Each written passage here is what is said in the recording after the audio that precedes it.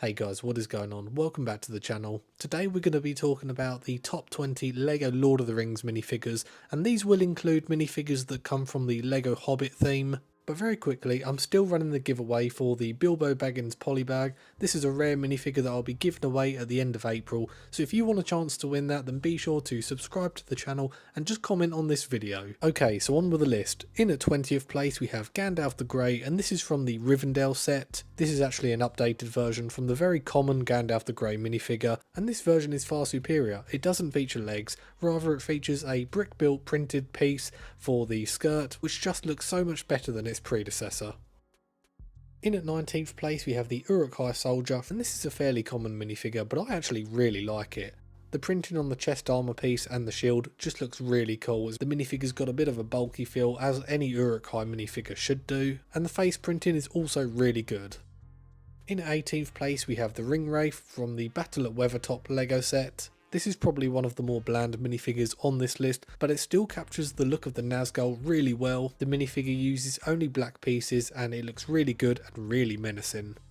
And at 17th place we have King Thranduil from the Mirkwood Elf Army LEGO set. And I'm a big fan of this minifigure. I think the headpiece in particular, the hairpiece with the crown on top, looks absolutely fantastic, really unique. And then it comes with a nice red cape piece along with great printing on the chest and legs. Moving on to 16th place now, we have Elrond from the Council of Elrond set, and there have been quite a lot of iterations of the Elrond minifigure, but by far this is my favourite of the bunch. I really love the red outfit and the printing on it is fantastic, and that headpiece is also really good and unique, and the hairpiece is also a real standout with the crown inbuilt into the hairpiece. The minifigure looks very regal, just like an Elrond minifigure should do. In at 15th place we have the Good Morning Bilbo Baggins, and this was actually a special polybag that came as part of the LEGO Hobbit game pre-order, and funnily enough this is a minifigure that I'm currently giving away right now, so if you want a chance to win this then be sure to subscribe and comment down below. Overall this is a really solid minifigure, it looks fantastic, the printing on the pyjamas is really good, and what makes this minifigure stand out from so many of the other Hobbit minifigures is this is the only one to my knowledge that has arm printing.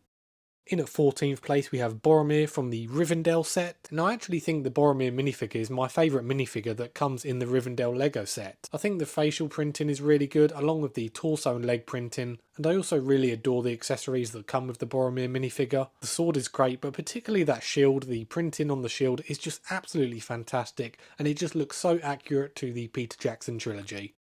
At 13th place we have the Dane Ironfoot minifigure, which came as part of the Battle of the Five Armies LEGO set. It's a really solid minifigure, but really the thing that stands out about this minifigure is the printing on the helmet. It's really good. It would definitely be in my top 5 LEGO helmets ever made. In at 12th place we have Éomer, and this minifigure came in the Uruk-hai Army LEGO set, which was for all intents and purposes just a bit of an overpowered battle pack. It came with Uruk-hai soldiers, a Rohan minifigure, but the standout of the minifigures was easily this Éomer minifigure. Not only is he an awesome character in the movies, but this minifigure is absolutely fantastic.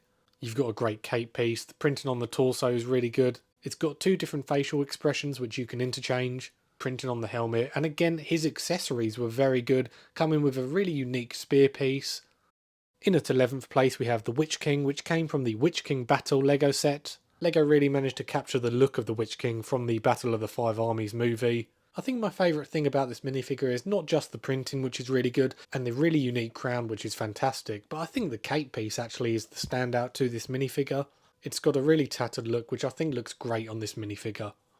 Moving on to 10th place we have the King of the Dead, which came in the Pirate Ship Ambush LEGO set. I don't need to go too much into the details when it comes to the printing, it's all really good. Comes with a nice cape piece, but what makes this minifigure really stand out from all the other LEGO Lord of the Rings minifigures is the fact that his head actually glows in the dark. So LEGO absolutely went above and beyond to make this minifigure really stand out from the rest.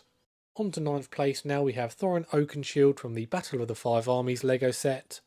There have been a few different Thorin Oakenshield minifigures, but I think this one is by far the best. LEGO went all out to make this kingly version of Thorin Oakenshield the absolute best it could be, and far better than all the other versions of this minifigure, with the highlight easily being the highly detailed helmet piece.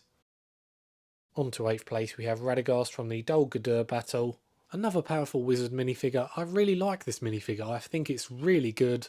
I know a few other LEGO Lord of the Rings fans that aren't the biggest fan of this minifigure, but I really like it. I think the simple build for his staff actually quite works in this context, and the minifigure looks really haggard just like he did in the movies. And one thing I really love about this minifigure is the hair and hat piece, and how you can even see bird droppings just like from the movie. I think LEGO absolutely nailed it.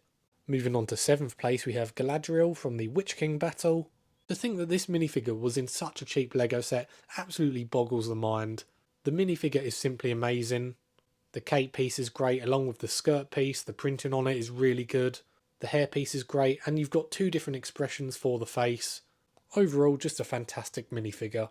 At 6th place we have Gollum, and me personally, I don't think there's any different version of Gollum that really does stand out.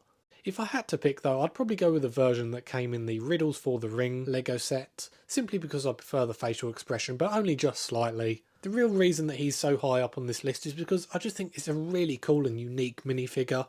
LEGO use a totally unique mould for Gollum, and I think it's only rightly so. I just don't think you could do Gollum as a traditional minifigure type. So yeah, that's why he's so high up in the list, just a really cool and unique looking minifigure.